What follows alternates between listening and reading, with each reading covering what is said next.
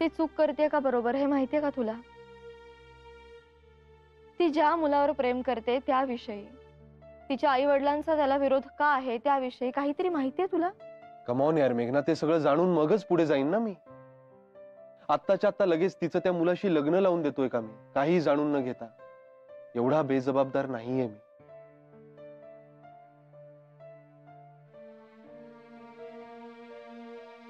पण मुद्दा हा नाहीच आहे मेघना. मुद्दा हा आहे की तुलाही यातलं काहीच माहित नाही, बरोबर?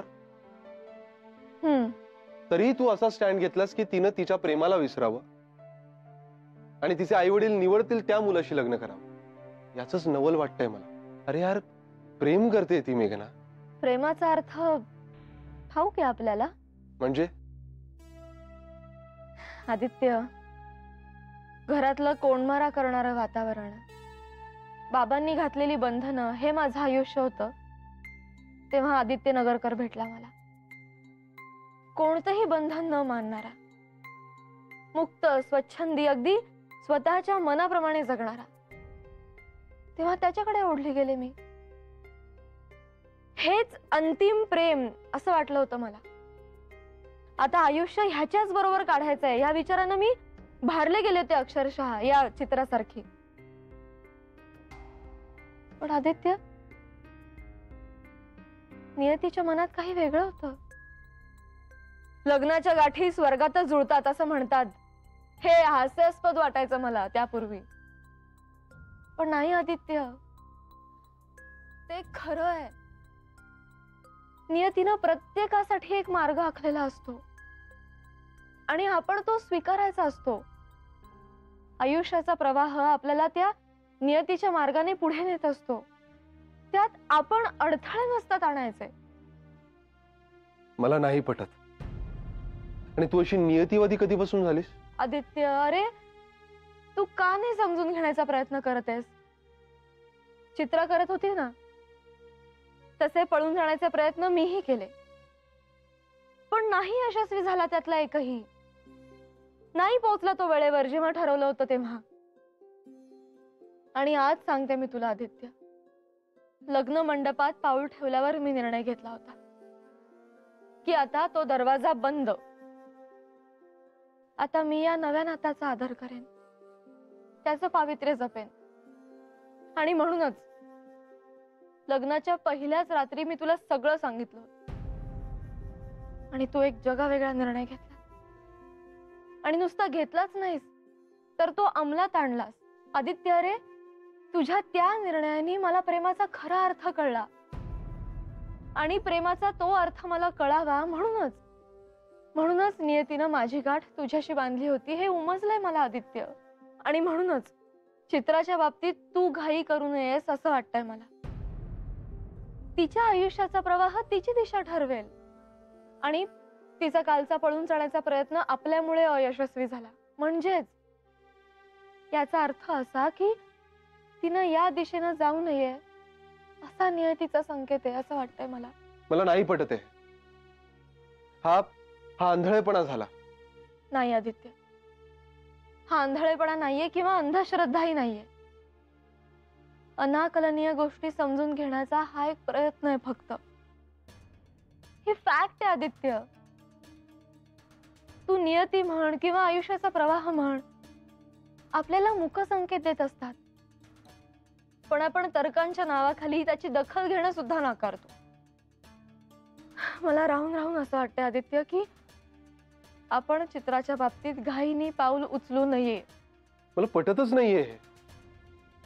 तिचं ज्या मुलावर प्रेम आहे तो चांगला नसेल असं गृहीतच धरून चालली आहेस तू. पण तो मुलगा चांगला असेल हे तूही गृहीतच धरून चाललायस ना आदित्य. म्हणजे आपलं प्रेम मिळवण्याचा प्रयत्न करणाऱ्या त्या मुलीला आपण मदतच नाही करायची? हो, पण ते प्रेम खरंच खरं आहे की नाही हे कळायच्या आतच तू तलवार उपसून तिच्या बाजूने लढायला लागलास तर तो घरातल्यांचा विश्वासघात नाही का होणार आदित्य? मला वाटतंय आपण हे सतीश दादांना सांगायला पाहिजे. आणि आता माझ्यामुळे आपलं प्रेम आपल्याला मिळेल या आशेवर असेल ती. तिचा विश्वासघात करू मी? या बाबतीत तू भक्कमपणे तिच्या बाजूने उभी राहशील असं वाटलं होतं मला, पण तू तर माझ्याच विरुद्ध बाजूला जाऊन उभी राहिलीस. हे नाही आदित्य, अरे मी तुझ्याच बाजूनी आहे, फक्त तुला ते कळत नाहीये. I don't think so. अरे आदित्य, अरे थांब.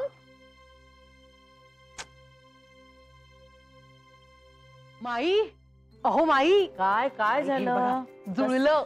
अहो काय झालं राणे काकू? कसली एवढी बातमी घेऊन आलाय? अहो बातमी म्हणजे काय? बातमीच आहे. पहिल्या फटक्यात लग्न जुळलंय आपल्या चित्राचं. आहात कुठे? जुळलं? हम्म. काय म्हणताय? अहो आता मला सांगा, मी आपल्या चित्राचा फोटो पाठवला होता त्यांना. तो त्यांना आवडला म्हणून त्यांनी मुलाचा फोटो पाठवला. आणि आज सकाळपासून दुसऱ्यांदा फोन आलाय कधी भेटायला येऊ हे विचारायला. आता बोला. अगो बाई, हो का? हो ना. बर बर. काय हो राणी काकू, हाका मारत होता तुम्ही? अगं बातमीच तशी आहे. हा बघ मुलाचा फोटो, बघ बघ. या मंदार आपटे हाच का? मग बघ कसा तरतरीत आहे मुलगा. म्हणजे चित्राचा फोटो आवडला त्यांना? अहो आवडला म्हणजे काय, सकाळपासून 2दा फोन आलाय कधी कार्यक्रम करायचा बघण्याचा हे विचारायला. बाप रे राणी काकू, कसल्या सॉलिड फास्ट आहात तुम्ही. हम्म. जबरदस्त रिझल्ट आहे हा. मग मला एकदा काम दिलं ना की ते झालंच असं समजायचं. काय नका करू, आता घाई करा. आणि माई, कधी येऊ दे त्यांना? आज बोलवू का?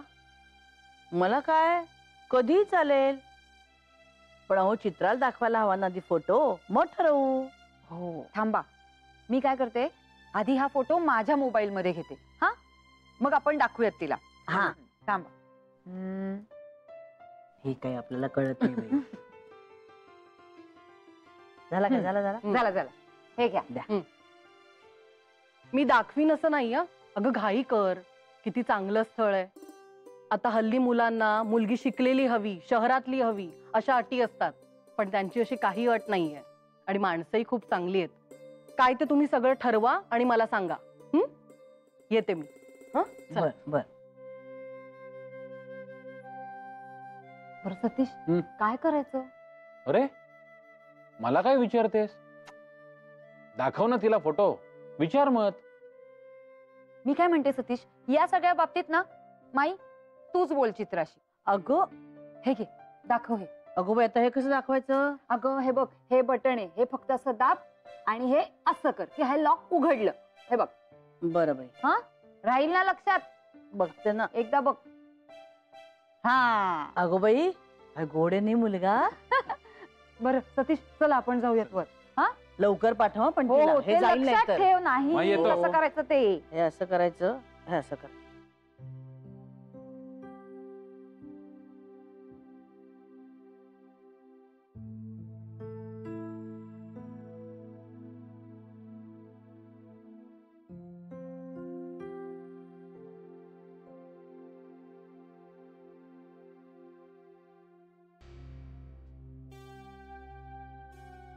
आता काय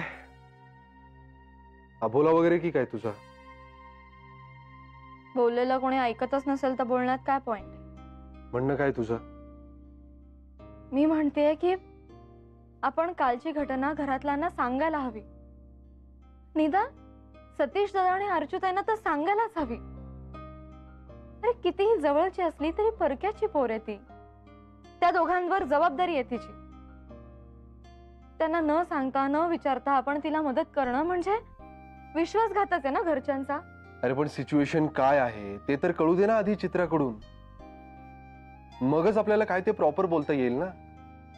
ते आधीच घरच्यांना सांगणं म्हणजे, आणि अर्चूचा स्वभाव माहिती आहे ना तुला, ती भडकेल.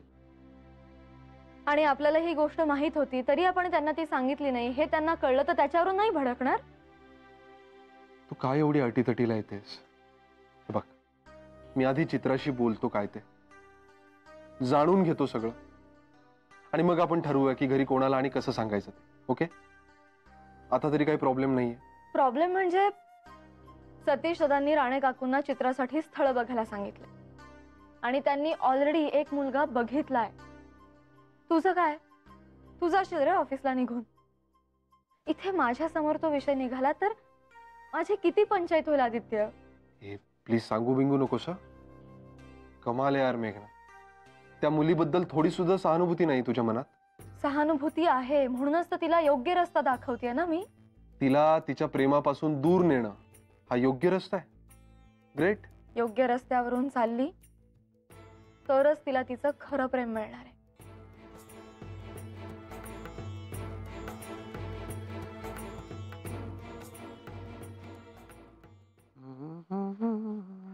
माई बोलावलत मला. हो ये बस बस. डोळ्यात औषध घालून द्यायचंय का? मी देऊ? नाही, मी नंतर घालीन ते. तू बस बघू आधी. आणि आधी मी काय दाखवते ना ते डोळे भरून बघ. त्याच काय करायचं? थांबा. तूच मुलाची पारख करायचीस. बघ बघ बघ बघ. अगं राणे काकूंनी सांगितलं होतं ना तो मंदार आपटे त्याचा फोटो पाठवलाय. बघ कसं वाटतोय तुला. बघ कसा हसतमुख आहे. हो की नाही? हे चल का माई, तुम्ही आला माझा हसरा लेक आला. बोला. नेहमीप्रमाणे उशीर झालेला दिसतोय. हो ना? हो आणि कामं पण खूप आहेत. बाय. येतो माई. लवकर ये. हो. काय ग कसा वाटतोय मुलगा? चित्रा, चेहरा कसा उतरलाय तुझा? अण्णा आणि आई इथे नाही येत अवघडल्यासारखं वाटतंय का बाळा तुला? हे बघ चित्रा, एकदा का तुम्हा मुला मुलींची पसंती झाली, बाकी सगळं जुळतंय असं वाटलं की आपण लगेच बोलवून घेऊया त्यांना. काय तोपर्यंत मुलगा तर बघ आणि सांगावं तर नंतर मला. काय मुलाकडचे तर म्हणतात आजच भेटूया आपण. काय सांगूया त्यांना?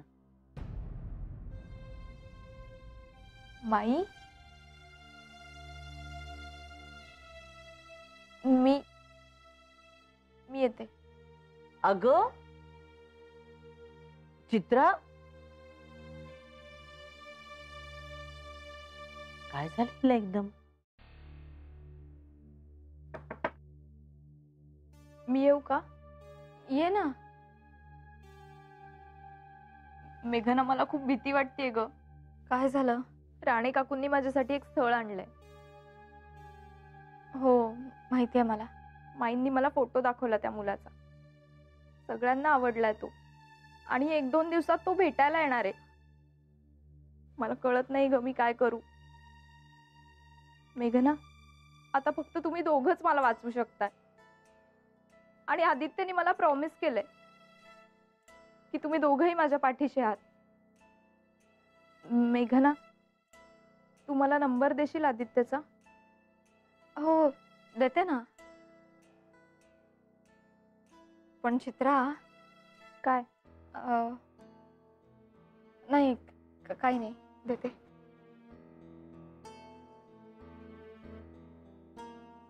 समजावणार होतं हिला, पण आदित्यचा आणि माझं मत बरोबर विरुद्ध आहे. हिच्या समोर त्याचं प्रदर्शन नको. आदित्यलाच माझं म्हणणं पटवून द्यायला हवं.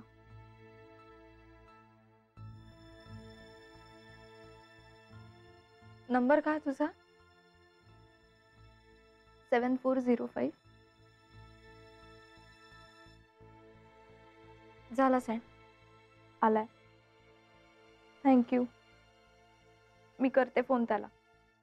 चित्रा, नाही तू कर फोन त्याला, पण आत्ता नको. आत्ता तो बाईकवर असेल ना, 1 तासाभरानं कर. बर.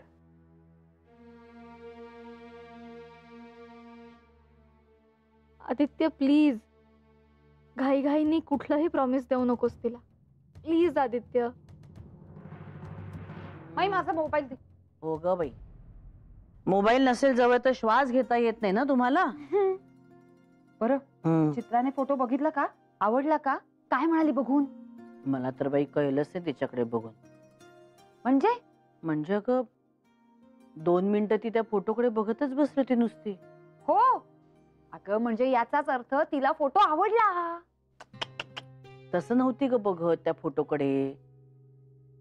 म्हणजे ना त्या फोटोकडे ती बघते असं मला जाणवलंच नाही. काय म्हणता ना तुम्ही ते आरपार. हा, काय ते एकदम आर पार बघत होती त्या फोटोकडे.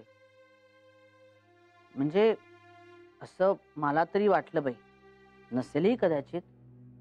अगं कसं आहे माई, जेव्हा आम्ही तिला अपेक्षा विचारल्या ना तेव्हा सुद्धा ना ती असंच काहीतरी करत होती. हे जरा विचित्रच आहे नाही का? नाही ग, तसं नाही म्हणता येणार आपल्याला. अगं कितीही म्हटलं तरी आपण परकेच ना तिच्यासाठी. स्वतःच्या घरी वेगळं असतं ग. आपल्या आवडी निवडी, आपल्याला काय हवंय नकोय हे अगदी बिनदिक्कतपणे सांगतो आपण.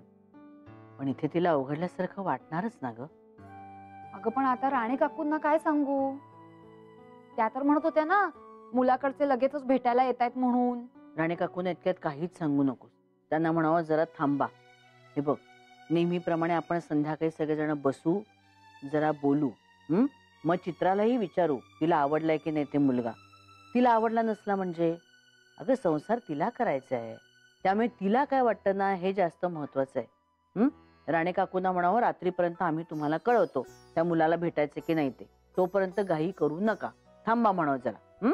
बरं चल, गेले मी. फोन घेतलास का? घेतला घेतला. काय करू मी? खूप भीती वाटते. आदित्य करेल ना मला मदत? करू का मी फोन त्याला? नाही, नको. तो ऑफिसमध्ये असेल आता. रागावला तर? पण आता त्याच्याशिवाय मला कोणाचाच आधार नाहीये. आणि त्यांनी प्रॉमिस केलंय मला तो नक्की मदत करेल. करायलाच हवा फोन. नाही तर त्या राणे काकूंनी आणलेला मुलगा मला बघायला येईल आणि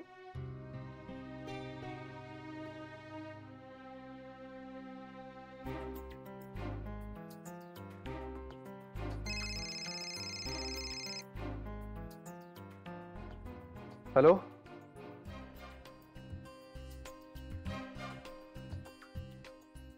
बापरे, काय सांगू मी त्याला?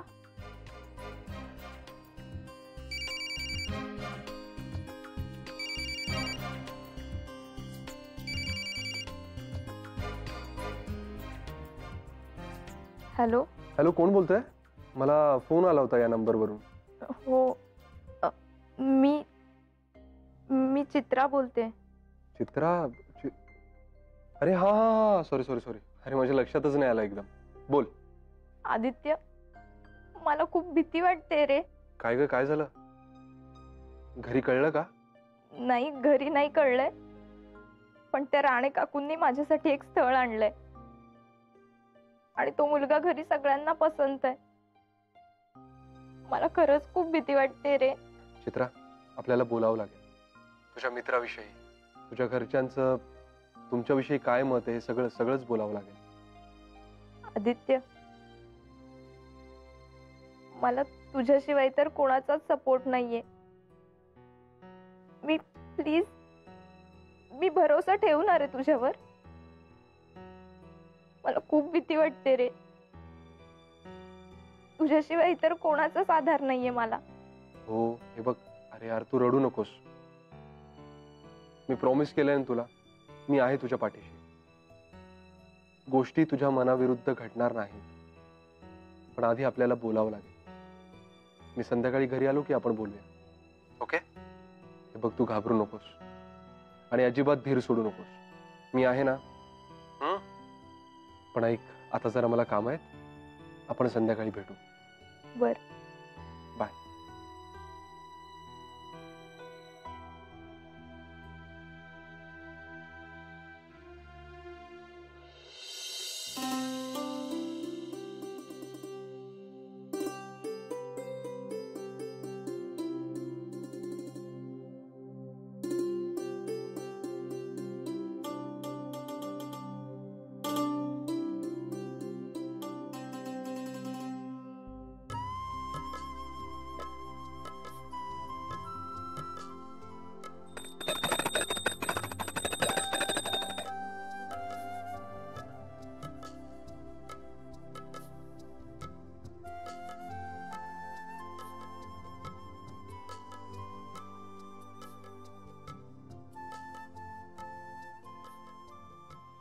काय